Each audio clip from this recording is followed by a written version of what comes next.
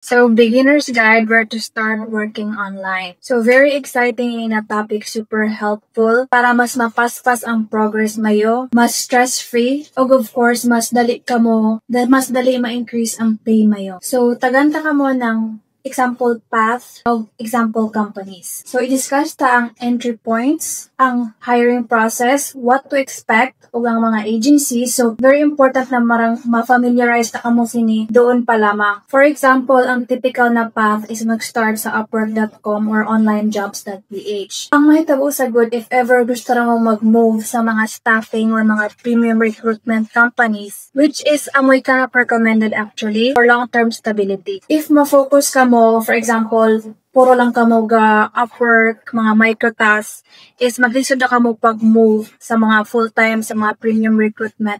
Kaysa, hindi na mga companies na mag-background check, i-examine ganang ka mayo experience. For example, puro lang ka mo microtasks, puro lang ka mo mga short projects. Di ba yun yan mabutang sa kamayo resume? So, possible din ka mo madawat or di man lang so, possible din di ka mo kapasar sa nila mga staffing or recruitment agencies. So, types of entry points, VA agencies, staffing and recruitment, microtask platforms, and freelance marketplace. So, diri sa pasabot sa mga staffing and recruitment is diri dagad ka mo kasud as a beginner, pero lisod gid ya. So, ini mga VA agencies willing din instead mag-hire ng beginner. Pero ang major con is mas lower gid sa kanang pay. Pero I highly recommend i-consider gapon mayo ang mga VA agencies kay amo gid ka mayo ma-learn ug sila sud ang willing mag-train ka mayo. Ini microtask sa mga freelance marketplace, possible dili ka mo training siya. And then remember, ang kanato goal is makasud ka mo sa mga staffing recruitment, mga premium recruitment, and makuha lang mo yan kung arabi ka mo extensive experience, like for example sa mga VA agencies, usually 2 years good to yan. So, ang ini mga staffing and recruitment, mura ini sila kibali ng remote HR. Kibali ang mga company abroad, mga big company. Diri sila ang direct mag-hire, mag-outsource lang sila sa mga company sa Pinas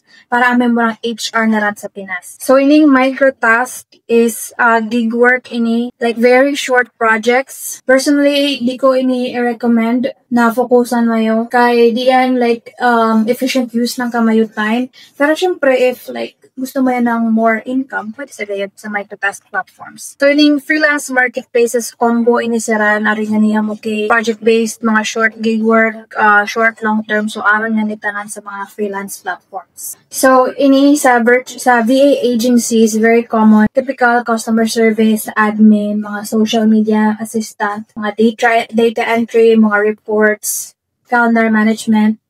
So, mga basic ini, mostly magamit lang ka mo ng Microsoft na mga products, Google Suite. So, highly likely, aram da ka mayo sinin na skill, kinahanglan lang mayo i-hone.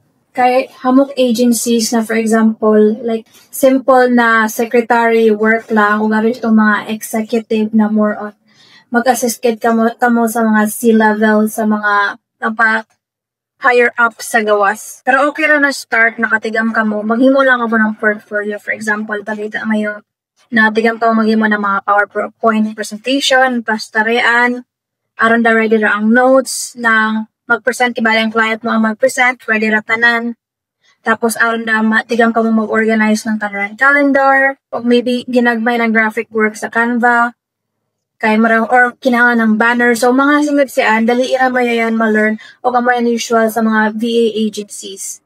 And diri pasabot na willing inisaran mag-train ka mayo, mag-accept siya ng beginner, is magkampante lang kamo kay hamukigid mag-apply sini kanaran. So, need gid gyapon mayo mag-stand out. Again, pag-create ka mo ng portfolio relevant sining sa mga administrative tasks. For example, maghimo ka mo ng sales report para makita mo tikang kayo mag-Excel, tikang ka mo ng mga formula, maghimo ka mo ng PowerPoint presentation. So, mga singid siyan na mapakita na tikam ka mo. So, ini mga beginner-friendly VA agencies. So, ini with review, gibutang da ko Cyberbacker, Athena, Virtudesk, o Task Bullet. So, ini sila ni guys, if basahan mo yan, actually bad reviews ini naran if mag-focus ka mo na, pero halos hamukid ka pa rin na hamukid bad reviews. Tas bisang Upwork, hamukid sa bad reviews, pero legit sa inseran, o hamuk lang gayud bad experience. Tas ang usually ang mga bad experience ibang ang magsaba online. So, di ko sa pasabot na magpahikuan lang ka mo, pero keep that in mind lamang. Pero ini sara legit ini ang gibutang ko lang ani. So ini cyberbacker ali ka nagkailangan ni sa Athena, ali ka nagkailangan ni naman ani siya. So ini sa cyberbacker is more or like hamok na ni jobs na mix ini sara. Mix ang jobs sa cyberbacker. Sa Athena is focus lang gid sa executive assistant amo itong lang to before na dapat tigam kamo sa mga calendar management, tigam kamo sa mga Google Suite, sa Microsoft products, Microsoft Teams, tigam kamo mag-operate sa tanan. If mapakita mo sa Athena na kaya mo yan, possible madawat ka mo. So, ining virtual desk is more on real estate. So, ideally, familiar ka mo ng Airbnb, property management. So, ayaw ka mo kakuhaan sa property management kay more or less mag-list lang ka mo sa mga apartments na for rent. Tapos kamo siya ang magtubag sa mga interested mag-rent. Then kamo sa ang magdawat actually ng application na ran. Tapos for example, ang mga property, ang mga company sa gadalo sa mga income requirement, tapos actually double check na ran sa mga double check na ran credit history. O i-further check pa ganyan ran labi na mas mahal-mahal ang property. Mas ipa-research pa na ran ang renter. So aman sa virtual as real estate. Sa task bullet is mix up ang mga available jobs. So, staffing and recruitment agencies, amoy niyang goal ta, amoy niyang doon pa lamang ikuan mo yo, isuwat na may sa kamay notes or like sa kuan ang ultimate goal mo is madawat ka mo sini mga staffing or mga premium rate. So, inisaran, focus on permanent placement or benefits, stable, long-term positions, tapos direct client inisaran ha. Again, remote HR lang kibali inisaran. Tapos, ang pinaka-the best sini guys is once mas makasuot ka mo sini, is taganda ka mo permanent ng premium client. Saranda mag-supply ka mo. Labi na, like for example, every time mag-end ang kamayo contract sa kamayo client, aris ang feedback. Aris ang feedback ng client mayo. If dayaw ka mo ng feedback, ihatagan ka mo ng lain na client. If dili dayaw, unfortunately, kinahanglan mo sa may improve ang kamay yourself. So, ini na mga staffing agencies, multiply me using Port Shepherd, ini multiply me ang mga kanak. So, ang experience ko nga ni kanaran is super dayaw. More on e-com inisaran, pero kamukisab ka na ran ari sa, actually ari executive assistant na ran. So, again, fokusigid mo yun na malistoy ka mo sa Microsoft products, sa Google products, para eventually makasud ka mo sa Multiply Me. Sa Multiply Me, hamukip ari sa bagaw mga graphic design, ari is actually customer service. Pero ang common is e-commerce, Amazon, Shopify. Sa Support Shepherd, popular sa binisan. Way ka nag-experience sa Support Shepherd, pero kamuk makitaan ko sinika na ran sa LinkedIn. Kamuk sab ka na ran available reviews. So, ining staffing agency, real estate gihapon inisaran. So, ining mga staffing agencies, guys, arasan ka na ran dominant niche. Like, for example, Multiply Me, e-com, sa My Outdesk kay real estate. So, ining mga staffing agencies, guys, ano sining mga dominant na niche or like ano types of jobs na nag-hiring siran. So, if pwede mayo tan-awon kung hain ganahan mayo na agencies, mag-focus ka mo kung uno'y dominant nila. For example, if ever lang gusto mo makasul sa Multiply Me, pwede kong mag-try sa e-com. Pero if listo ra ka mo sa customer service o kung uno'y career mo doon, aron sa gihapon, available jobs na lang. Pero ang kibali ang gabaha gayud na available jobs kamo to e-com sa may Outdesk kay real estate. So ining microtask platforms like Appen, Quickwork, is surveys, image tagging, transcription, data verification, content moderation. So ining content moderation is amoy ni for example mga sexual mga bastos na content, yung mga disturbing content, violence sa amoy yan. Then mukira sa recent lang na reviews na kita ko, mukira nga ni mga AI training related jobs, and ining mga microtask platforms is what actually no need na experience. Kaya usually pag sign up mo, ari sa assessment, then for example, kung mag-apply ka sa jobs, dili yan mag-question mo yung kuan, ari actually qualification test, tapos pagkapasar mo, makan mo na dahil ng jobs. So, may ni Appen, Remote Task, Clickworker, o Microworkers. So, ang pinaka-popular nga ni is Appen, try mo yung pag-check. O pag himo ng profile, I think need mo yun ng English assessment, then pwede rin ka mo maka-apply. So, ining microtask is, since gagmayay sa ng pace yun, tapos, for example, ma-stress ka pag kada pili, so, iyan na energy, ideally, ikuha mo yun sa online jobs or Upwork. Pero, if let's say, humanda ka sa online jobs, ano makapay oras, very beginner-friendly ni sila ni. So, freelance marketplaces, amoy ni ang Upwork online jobs. So, websites where freelancers apply for projects directly from clients. So, amoy ni pero sabyapon mga agencies na post nga niya. To be clear lang. So, kinahanglan may nga ni ng profile. So, kinahanglan may nga ni mag-set up ng profile o kinahanglan nga po makapasar sa assessment. I think English lang ko na eh. Tapos, mag-apply, bid ang tawag. So, mag-apply ka, mag-send ka mo ng resume, cover letter, o actually, ari bidding process labi na sa Upwork. So, for example, hamok di ka na ng Upwork, kaya ari bidding process na rin. Kaya, for example, if hamok connects, ang tawag connects is makabid ka o hire, ikaw ang pilion ka ng Upwork as a top applicant. So, isa sabihin ni, if beginner ka, then hamok extra money mo for connects. Dayo yan. Waray budget sa connects, unfortunately, aram ka guys sa ubos unless dayawi ang strategy mo. Ang holistic ang strategy mo. Dayawi ang kamo SEO, dayawi ang kamo profile, aggressive ko. Ang strategy is, pumurot ang connects mo sa Upwork, mabalhin ka sa online jobs PH, mo yan ang strategy. Tapos ma-replenish. By the way, ang connects, ayaw lang kamo ka-stress. For example, tagan ka mo ng bidding coins. So, for example, kung kada mag-apply ka mo, mag-spend ka mo siyang connects para mag-bid ka mo sa isang project. If feeling mo yung perfect date ka mo sa job, mag-bid ka mo ng higher. If feeling mo minus, ayaw na kan pag-apply, ayaw saya nga ang connects mo. So, I suggest na mag-lock in ka mo sa online jobs PH kaysa Upwork, lisod mag-aggressive kay tungkol sa limit sa connects, pero sa online jobs PH, bulutigid mayo 10 applications per day. Kaya mayo yan. Kaya dayaw na ma-explore mayo inisiran. Sa Upwork, bisang di ka mag-apply, basta lang ma-explore mayo. Makita mayo unoy in-demand jobs, makita mayo giuno na lang pagsuwat ang keywords. If ever ari ma-reply kamayo, ma-interview ka mo, mas ma-training ka mo ba? So, pas-pas ang progress mayo kumpara sa mga VA agencies kay kung sa yan, taas pa pa'y mag-set pa ka, mag-book pa ka ng interview, or pa'y assessment, tapos magtagad pa sa client, tapos pa'y background check. So, taas yan na process, parehas kung mag-focus ka mo sa mga online jobs PH, panag sa ora-orada. As in, ma-hire ka mo on the spot, katarda kami si Ann, na diri mag-interview. Labi na, for example, ang client mo is beginner sub, tapos gamay na rate, tapos grabe ka mo ka-enthusiastic na kaya mo yan mo on, possible na i-hire ka mo on the spot. So, by the way, di ko recommended ining freelancer. Popular ini si Ran, pero ako matanggal, pero not recommended ang freelancer based sa kanang experience. May pagka-microtask iniyaan. Kaya for example, mag-create ka ngayon ng profile, tapos, lahat sa rin kay magtagadon ko lang kibali na ari mag-hire ka. Pero okay nga po na maghimo ka mo ng profile nga sa Fiverr.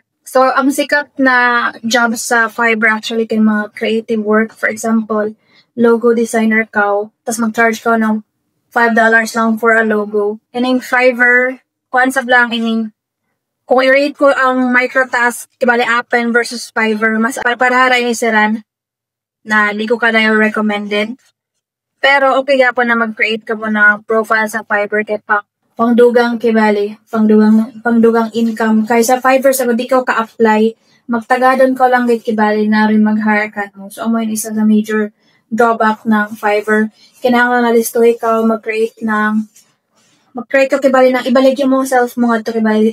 Ibutang mo na listo ka mag-edit ng TikTok, listo ka yung ng graphics. Pero magtagad ko lang ngayon na i-hire ka. Di para sa online jobs o Upwork na syempre ikaw ang mag-apply. So, makontrol mo ang kanmo volume. Di para sa Fiverr na magtagad ka. So, ang typical hiring process, mag-create ng profile, pass assessment, training, o client match. So, sa profile guys, amoy niya very important good ang keywords. So, number 1 siguro kay keywords. Very important din para ma-hire ka mo. O positioning. So, Diri pwede na, for example, let's say, himo ka mo ng Upwork profile, di pwede na magbutang ka mo ato ng real estate, tapos magbutang ka mo ng graphic design, tapos magbutang ka mo ng customer support. Although, burang makalaon ko na related yapon sila, di ba? Pero ang pag-position mo let's say, ang gihanap ng client is customer support kayo. Tapos amo gigibutang mga dito na nalistuhi ko mag-edit sa Canva, listuhi ko mag-edit sa TikTok na ang hihanap sa kay customer support. So dili yan match. If let's say customer service ang focus mayo, customer service related keywords gid ang magbaha sa tamayo profile. So hamog ways na masulti ang customer support, job support, email support, client success, e-commerce support, mga singad guys yan. Aside siyan, i-match gapon mayo ang soft skills. For example, unsay soft skills sa ang customer service, di ba, need na empathy, fast, re kamo yung problem solving skills. Whereas, for example, kung all over the place, gibutang mayo ngadto detail oriented. Tapos, nalisto ka mo sa Microsoft Word, nalisto ka mo sa Excel, di ka rin connected, di ba? So, i-remember mo yan. So, expectations sa kamayo rates and tasks. So, sukad-sukad, lowest grade, $3 to $5 for sa beginners o sa agency na rate, $3 per hour, pero limited ka mo sa 10 hours versus, let's say, 18 to 20,000, pero fixed yan na monthly. Sa amo yan usually as mahitabo kung beginner ka mo. Offeran ka mo ng hourly, pero limited lang sa, let's say, 10 hours, 20 hours, 30 hours versus flat rate. So, if i-hourly mo siguro yung 18,000, dahil kasi $2 per hour na man. So, if iklaro lang maya sa client ha, kung maglaong sila na $3 per hour, pero tapos 40 hours, hindi madayaw. Pero what if $3 per hour, tapos 10 hours lang? Iklaro lang maya yan. So, $5 to $10 kung direct client. Dali na ka mo maka $10, especially for like creative work. Yung mga editing, mga graphic design naman usually mas taas-taas sila ng starting hourly rate. Kaya mag-agad sa lang yan sa portfolio mayo. So let's say, way ka mayo formal experience, pero kabahaan ka mayo, hamuki ka mayo, example, na listoy ka mo mag-TikTok, listoy ka mo mag-Canva. So pwede ka mo maka-charge ng $10 per hour. So common beginner task, administrative support, data entry, customer support, email management, calendar scheduling, basic social media. Kaya ragay din ng beginners, typically $3 per hour. So again, i-master mayo. For example, sa administrative support, i-master gid mayo Microsoft products, data entry, Excel, customer support. Sa customer support, typically sa e-commerce na mga problems like where is my order, mga problema sa order, yan sa possible. Same thing sa email management, sa calendar scheduling, if lang ang bossing mo is agency, tas amo kay client meetings, ikaw mag-cluster saan. Ikaw ang, for example, ari email, ikaw mag-organize, tapos if kaya na mo replyan, possible ikaw mag-reply. Then basic social media. Ining sa basic social media, di ka mo in charge, ayaw ka mo kabido, di ka mo ipa-grow ng followers, di ka mo diri ang focus sa na maka-generate ka mo ng sales or anything. Usually, pag beginner, is gusto lang gaya din ng volume, mag-create ng post para sa kanila. So, sa social media is create lamang versus like a strategist or growth hacker na sarang din ang charge na pag-increase ng followers na mag-generate ng sales, etc. So, yan, recommended for beginners, Cyberbacker, Athena, Virtudesk, Task Bullet. So, inisaran, training, pero ayaw mo pagtagad lamang na ma-hire ka mo nga niya. At the same time, mag-lock in ka mo sa online jobs page, sa Upwork, para by the time na mapansin ka mo ng Cyberbacker, listo ka mo sa interview, masipastar na mayo ang resume o cover letter mayo. Kaysa madisto kibalik ka mo sa Cyberbanker. Tapos pag, let's say, makapasarang ka mayo resume, pero pag interview, like, pag gani ka rayaw, matubag mayo kung tagan ka mo ng mga situational questions, like job-related questions. Tapos pag actual, like, formal experience mayo ba? So, amoy niyang kamayo career path, entry-level experience, premium long-term. So, sa entry-level, actually, for example, sa premium online jobs, isa pasabot na di ka mo nga ito makakuha ng premium client, hamok sa sila.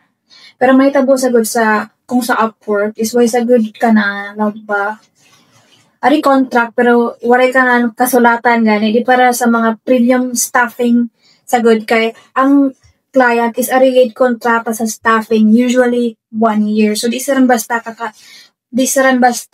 mag i-fire ka lamang kung sa Upwork ka o online jobs bisan pa let's say badihi ang bayad sa kan mo like ura-urada ko lang guys ang pwede tanggalon. So amo yan ang kalahian.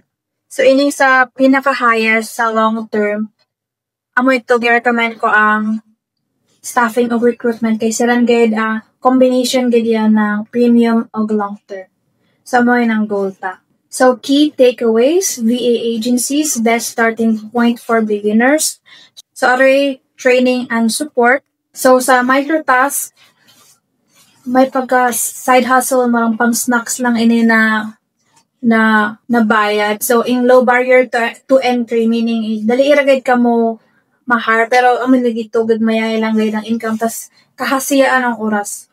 So staffing agencies amoy ning kanato ultimate goal premium o long term pero di pa kamo ka sud sinidayon kay need ng 2 years experience ari sini reference check or background check i-examine gayud ang kamayo resume pakatanon gayud kamo ko sa experience mayo sa mga tools na gipang list mayo sa mga achievements na gipang kuan mayo questionan gayud kamo sa ining sa freelance marketplaces paspasan ini dayaw sabi niya ining VA agencies o freelance marketplaces himuha mayo ini together kay para paspas ang kamayo progress kay tungod ang VA agencies kay magtagadon pasab kamo sian ng reply versus ini sa mga freelance marketplaces paspasan ini possible na i-apply ka ma-replyan ka in a few hours or ugma tapos i-set ka mo ng interview usually one interview din ma-hard ka tayo amay ni tapos tungod kay paspasan ini then hamo kay possible makuha mo na jobs labi na aggressive ka dali ira mo ma-build ang kan mo portfolio.